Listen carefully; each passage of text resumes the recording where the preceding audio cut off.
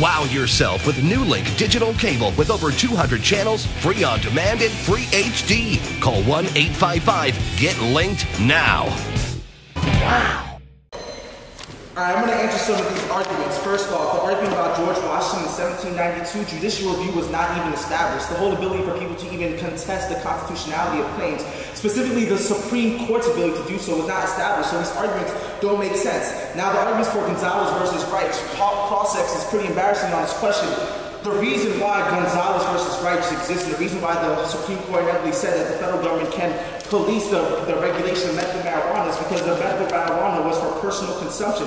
This goes back to Workman and Filburn in 1942, the New Deal policy, which is the Agricultural Adjustment Act, which said that if you grow more wheat than necessary, the government can fine you. But all this had to do was in the context of consumption. What the government is regulating now is not consumption, but it's regulating your inactivity in the insurance market. So all these arguments that he's making, such as how people are relying upon the healthcare system, are all separate questions in terms of the health insurance market. Whatever the states have chosen not to do, the federal government can do. The people are left to decide whether or not they want insurance. The mandate requires an individual to take an affirmative action. In the law of torts, you don't have the duty to rescue someone if that person is in danger. For example, the court ruled that you don't have a duty to save a blind person from getting hit by a car. And here, the Congress is saying that the federal government has a duty to tell individual citizens that he or she must act. And that is different from what we have in previous cases. That changed the relationship between the federal government and the individual in a very fundamental way. The law that Congress has passed says that the individual must buy insurance provisions for maternity, newborn health, pediatric services, and substance use treatments as part of the minimal essential insurance coverage. It seems to me that you cannot say that everybody is going to need substance use treatment, maternity care, or pediatric services, and yet the law requires that every citizen must purchase this type of insurance. Their theory is that everybody might need a certain range of healthcare services, and yet they're requiring people who will never need pediatric or maternity services to participate in that specific market. People who have not voluntarily committed themselves to the health insurance market will be forced into coercion. People will be unprecedentedly forced to give private insurance companies money for living, not for growing crops for the public to consume. The Constitution protects an individual's liberty to participate in certain markets. The market of healthy living, aka the health insurance market, is no exception to the rule. The mandate would force people to be in the health insurance market, which is undemocratic and unconstitutional. Private companies do not tax people. The government taxes people. This individual mandate is virtually giving the health insurance market the power to tax American citizens for living. Not only does this violate the individual's liberty not to be part of the health insurance market, but it also violates state sovereignty. As shown, the Constitution grants the federal government only limited and enumerated powers and reserves the plenary police power, aka policing states of inactivity, to the states. This is proven. We've already won fundamental inherency claims that the state is already mandating individual acts of healthcare. They're already mandating certain insurance claims, which means that the federal government does not have the right to say that every single state should now mandate this.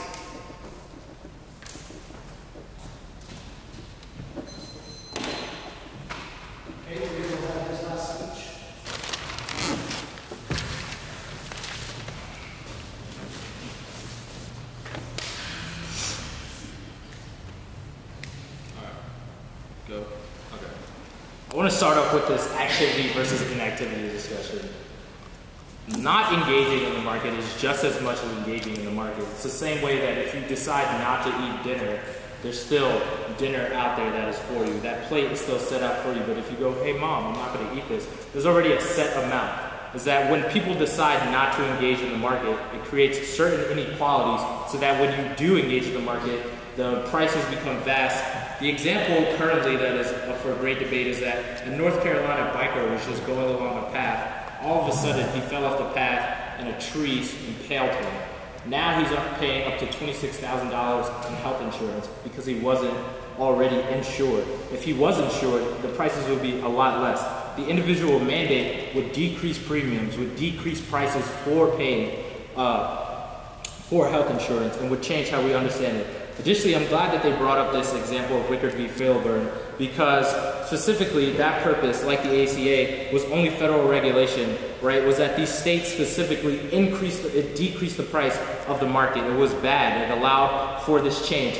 And even in Massachusetts has instituted individual mandate, but Massachusetts residents are mad because it's too much money, because it isn't a universal, which means that only federal power can engage in this. Additionally, let's get to the core question of whether this is constitutional or not.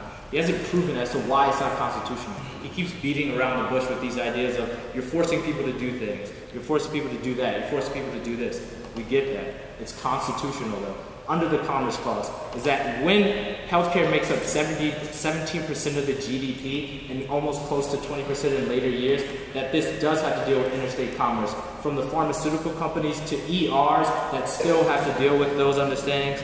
Additionally, there's not just, the liberal side or Obama's on this side.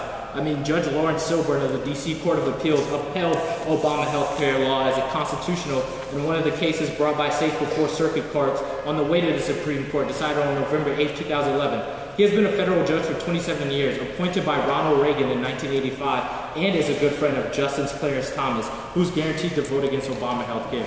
And additionally, specifically on these states issues, Judge Jeffrey Sutton of the 6th Circuit Court of Appeals upheld the health care law on June 29, 2011, and is seen as a leader of the Conservative Federalist Society. He was appointed by George W. Bush and is considered a disciple of Justice Anton Scalia, who he is also well known as a states' rights advocate, which means that this isn't just out of the blue. This isn't something that isn't supported by multiple parties and their understandings. They say that it will be last minute and it makes everybody engaged. But there are some people who already have health insurance that wouldn't have to re-buy health insurance. Yes, the market would be open for them, allow them to engage in new health insurance, but this isn't a lifelong thing. You can always change. Rather, it's just saying that people should have it to alleviate the price of health insurance going up.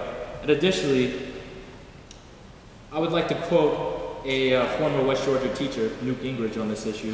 He says that I am for individuals having health insurance and being required to have health insurance. And I'm prepared to vote for a voucher system while give individuals on a sliding scale government subsidies so we ensure that everyone as individuals have health insurance. Now that is a totally different track in terms of his advocacy for something, but it's still generally the premise of healthcare, provided that everyone should have healthcare. How we get about that, those are debates that can later be understood, but the question is currently, is this constitutional? I believe it is. The affirmative has not presented a net beneficial reason as to why we should strike down the individual mandate, besides potentially people having to pay out of pocket and the government coercing them. But there is no direct internal link between the government completely coercing their lives as opposed to the government trying to be involved in a substantial, healthy part of your life and trying to improve it in some way that makes living a lot easier, so that you don't always have to worry about what's going to happen, the next time I walk into the ER room, what's going to happen next time I walk into the OR, will I be able to provide, will I be able to, have the money to make sure that I'm still around here after this procedure or whatever else it may be. We have to come to understand these arguments before these high, theoretical, abstract terms of freedom and justice. Yeah. Nothing else. Now the main business. Anybody else on this?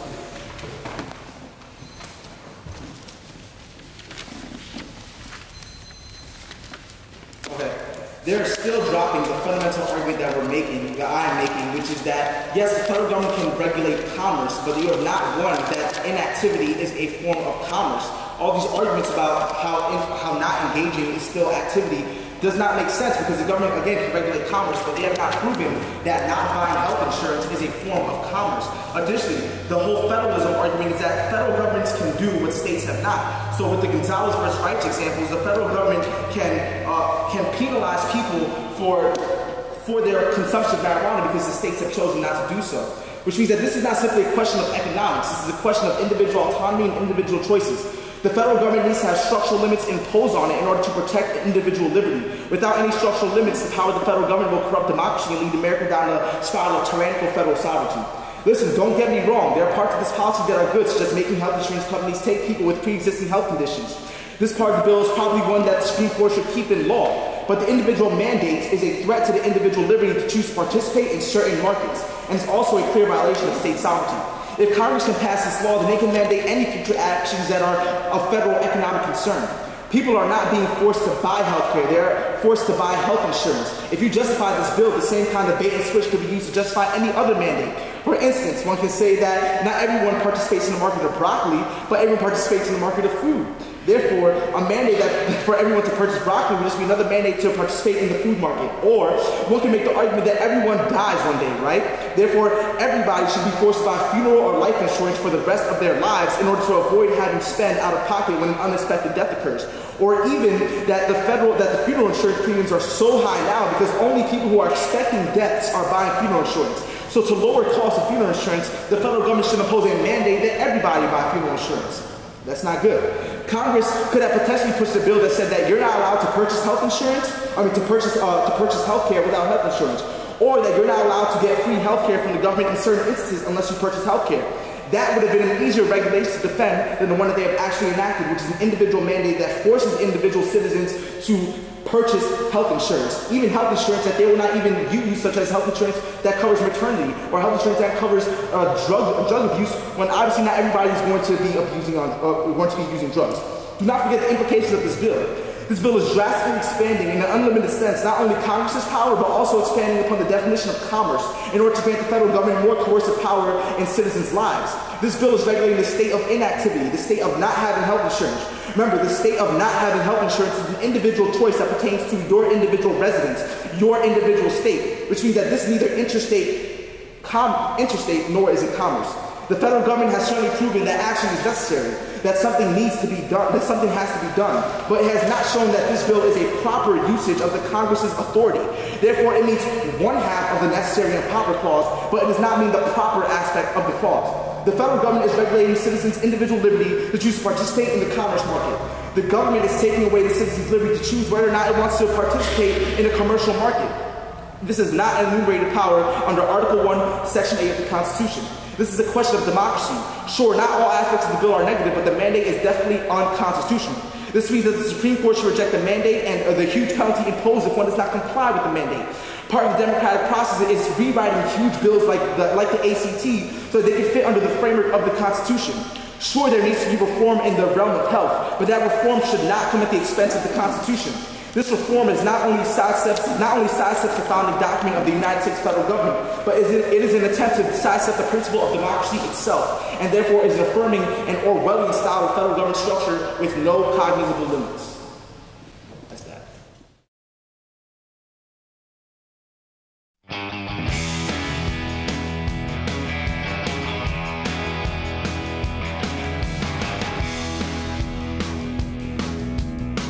A wise man once said, "Go confidently in the direction of your dreams. Live the life you have imagined." For me, that means going west. Find your own direction. The University of West Georgia. Go west.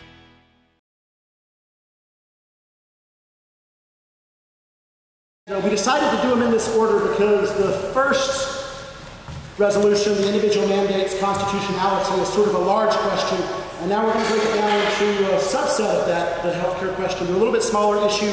So after we've laid sort of some of the groundwork of what's going on with healthcare reform, now a particular instance, which you may be familiar with in public controversy, is whether birth control, whether birth control should be considered a preventive service, which means that it wouldn't require a copay or deductible as part of national health care reform. And the resolution itself says birth control should be defined as a preventive service and covered by insurance without copays or deductibles as part of national health care reform. And affirming the resolution will be Osane Yayasovaseki, and negating will be Benova Robles, using the same speech times and format that we did before, so you should be familiar with that. And without further ado, Osa.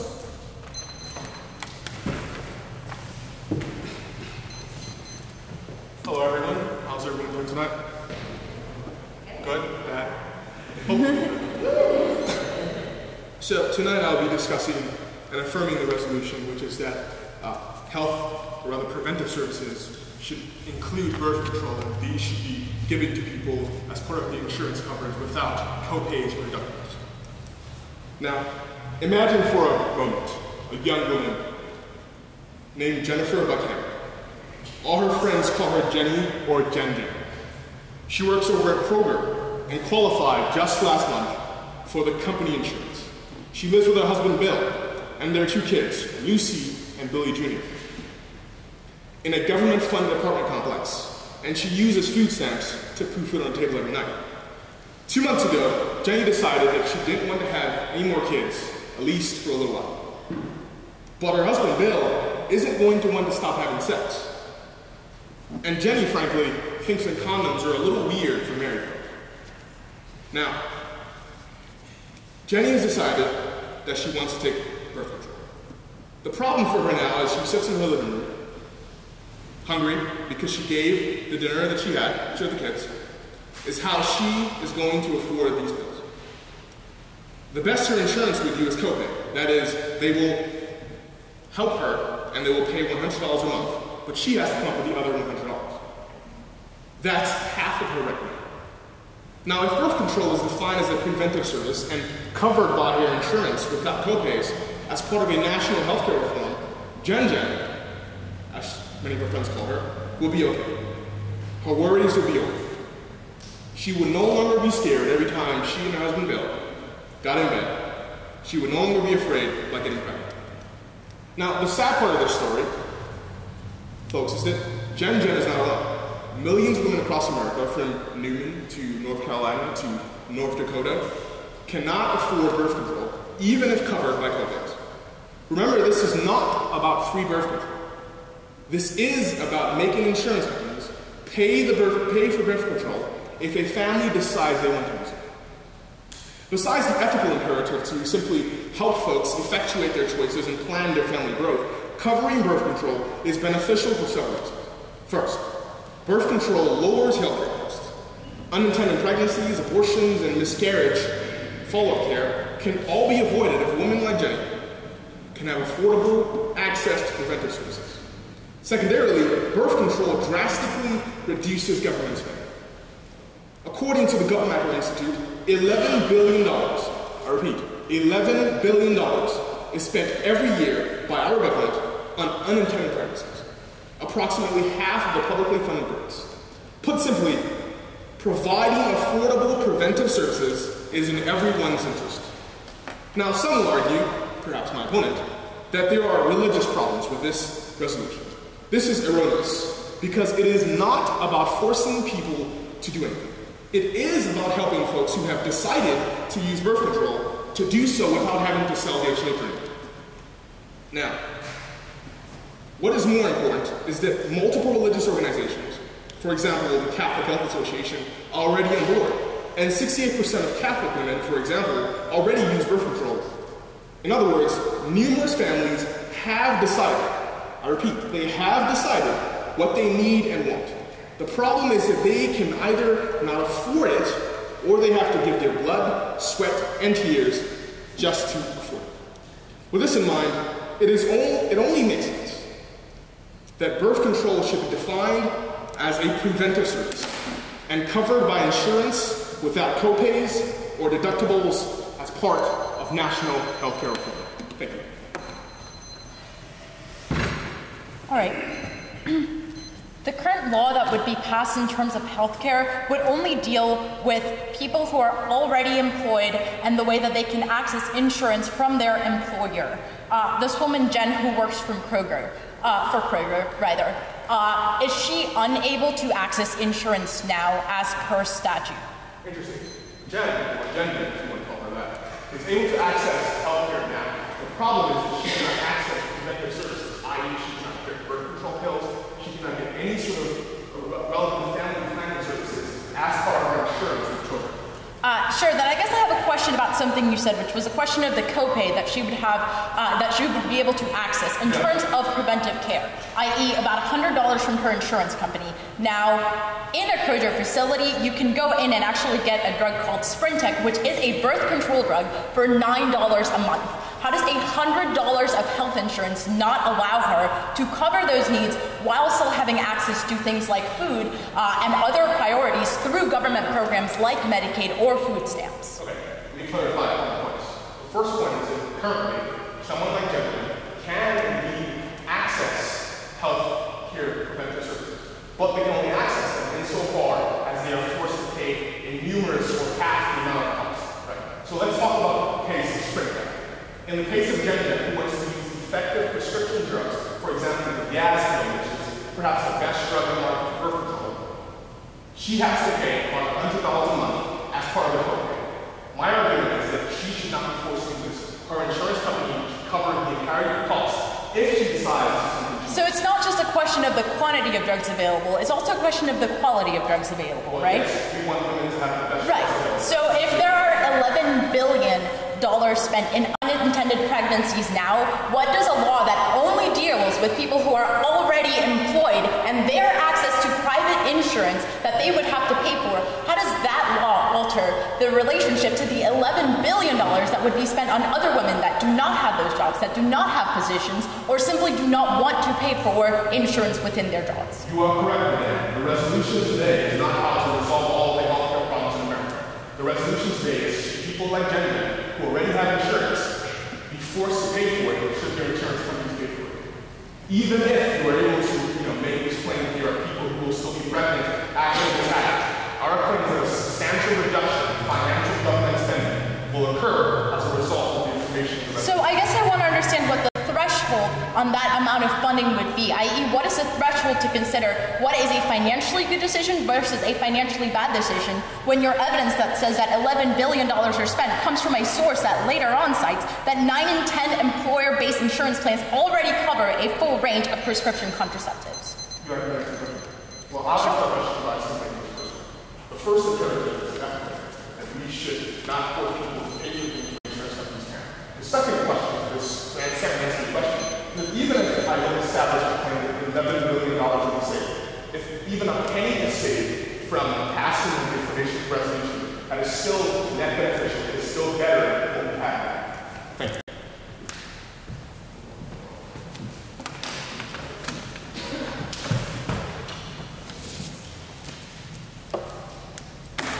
My name is Nova Robles. I am a sophomore at the University of West Georgia, and today I will be negating this resolution. The political debate about women has excluded our voices for far too long. Discussions taking place in Congress about our reproductive rights are laughable. How is it that you can create a panel about women's rights where there are no women present? The attempt to push contraceptive care as part of the healthcare agenda displays, once again, a lack of understanding or concern for what we as women truly want. Moreover, leftist discussions have distorted the position against birth control within healthcare as a violation of women's rights. While this may be a savvy political move, like most strategies by politicians, it's not based on hard facts around what this mandate means for our legal system, but on constructing women, such as Jen, as sob stories that need help from Obama's team of healthcare advisors to help them out. The choice to place birth control at the center of the political firestorm that is healthcare is not coincidental. It's an attempt to use women as a, and I quote Obama here, political interest group, and is downright offensive. It's a ploy to cover over the flaws in healthcare by attempting to force providers to either align with the latest values of the White House or to lose massive amounts of funding that goes into ensuring safe and stable spaces for women on a day-to-day basis. It is because of this that today I will negate the resolution that birth control should be offered as a preventive service on both the level of litigation and practice. First, defining birth control as preventive service violates constitutional rights and would be used to establish precedents that violate the sovereignty of every citizen, male and female alike. We Americans have long agreed that religious freedom matters, but we don't always agree about what this means. However, the healthcare provisions related to health control go much further than any previous legislation to coerce healthcare providers to engage in practices that go directly against what they believe. The law demands that all employer healthcare plans must provide preventive services for women and purports to allow exemptions for religious organizations. However, the original exemptions imposed no constraints on discretion to grant exceptions or even to define what a religious employer is. When this provision was highly criticized by both sides of the aisle, the legislation was amended to create a compromise that forced the insurance companies instead of the employers to pay for birth control. However, as Angela C. Thompson, the editor of the United States Justice Foundation, points out, insurance companies won't simply donate contraceptives or sterilization processes to employees. The added cost will be passed through to the employers through increased premiums and other fees, forcing employers to subsidize insurance plans that provide the services they object to. Additionally, the enactment of this law would create legal precedent for violation of multiple parts of the First Amendment that protect the rights of individuals. It protects individuals from being compelled to express adherence to an ideological kind of view which they find unacceptable, which is exactly what this law would do to employers who do not agree with its provisions. Secondly, the implementation of this legislation would be detrimental to women on multiple fronts. For one, it would create a trade-off with other services that women receive now by making all religious employers subject to provisions that would cause them to lose funding or pay an inordinate amount of fines just to go on doing what they do. The narrow religious exemption would only apply to churches, whereas all other nonprofit and religious organizations would be forced to pay for contraception and related services, regardless of their religious beliefs. It is a veiled ultimatum for religious organizations to either violate their beliefs or close their doors. This forced choice between violating the moral consciousness of organizations and accessing sufficient funding to meet organizational needs means any kind of group that is religiously tied is under jeopardy of losing substantive funding, not just for the organization itself, but for other organizations working under it. For example, when I lived in South Florida, I was closely related to a group that engaged in advocacy for women that lived in homeless shelters. This group was a Catholic organization by all terms. However, the organization itself, where the women were living, had nothing to do with Catholic or Presbyterian, had nothing to do with whether you were a Buddhist woman or an atheist woman. It was just a question of being a woman and being able to access resources. If the institution above that, i.e. a Catholic services institution, decided they did not want to participate in this kind of organization of their healthcare laws, they could be subject to losing their funding, i.e. the women on the ground that are getting and need assistance would not be able to access it because of a decision that they didn't make and that the people who were helping them didn't make. It would be a decision that another organization, i.e. the federal government, is making for the sake of their health that would actually trade off with benefit potentials to them. Additionally, if this law is enforced, it would obscure alternate and more efficient legislative roles to increase the kind of assistance that women need now. The first statistic that I pointed out in the cross-examination is very good on this question. 9 in 10 employer-based insurance plans already cover a full range of prescription contraceptives. Additionally, organizations such as Planned Parenthood already offer free or low-cost contraception, including emergency contraception for women. And in 2008, 7.2 million women received contraceptive services from publicly funding family planning clinics in the United States. It is not a question of women not being able to access these resources, rather it is a question of increasing the awareness that these resources do in fact exist and are not something that the government should have to trade off or coerce people into through a healthcare mandate. Of course, even if providing free contraceptives to those who want them was a compelling government interest, this policy has created way too many restrictive means to addressing that end. For example, the way that the insurance law happens applies differently to employers with fewer than 50 employees. It does not apply equally to members of a healthcare sharing ministry that meets certain criteria, and it doesn't apply to employers who provide grandfathered healthcare plans. I.e., there is such a confusion on what the actual policy would do for women that it would actually prevent women from being able to access things like block grants or healthcare advocacies that are already in place and provide them enough ability to access birth control in the first place.